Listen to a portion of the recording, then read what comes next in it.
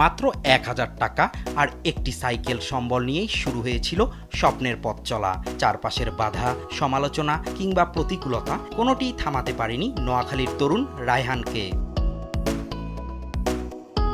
পেশায় একজন প্রকৌশলী হলেও তার পরিচয় আজ একজন স্বপ্নবাজ উদ্যোক্তা। নবম শ্রেণীতে পড়ার সময় থেকেই নিজের পড়াশোনার খরচ চালাতে নানা কাজ করেছেন তিনি। সেই সংগ্রামের পথ পেরিয়ে Mirpur institute of science and technology polytechnic থেকে ডিপ্লোমা সম্পন্ন করেন। চাকরির পাশাপাশি মাত্র ১,০০০ টাকা পুঁজি আর একটি সাইকেল নিয়ে শুরু করেন চিপস বিক্রির ছোট্ট উদ্যোগ। শুরুটা ছিল কঠিন, ছিল নানা প্রতিবন্ধকতা।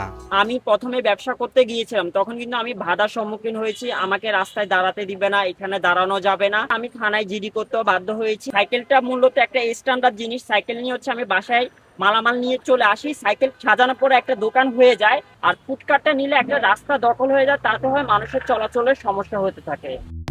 হার না মানা রায়হান নিষ্ঠা আর অক্লান্ত পরিশ্রমে ধীরে ধীরে গড়ে তুলেছেন নিজের স্বপ্নের ঠিকানা। রেফার ছাড়া ইঞ্জিনিয়ারিং সাইটে জব খুবই টাফ। প্রাইভেট জবগুলোতে স্যালারি খুবই কম।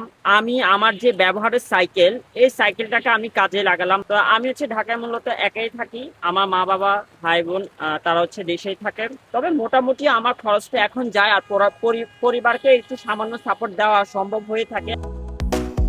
বর্তমানে তার দোকানে রয়েছে ১০ থেকে ১২ ধরনের ভিন্ন স্বাদের চিপস মাখা। রায়হানের হাতের তৈরি সেই স্বাদ নিতে প্রতিদিন ভিড় করেন অসংখ্য মানুষ।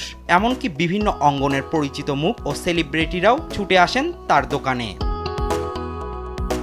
রায়হানের এই গল্প শুধু একজন উদ্যোক্তার সফলতার গল্প নয়, এটি দেখার সাহস, ঘুরে দাঁড়ানোর শক্তি আর কঠোর পরিশ্রমের এক অনন্য উদাহরণ, যা নতুন করে স্বপ্ন দেখতে শেখাবে হাজারো তরুণকে।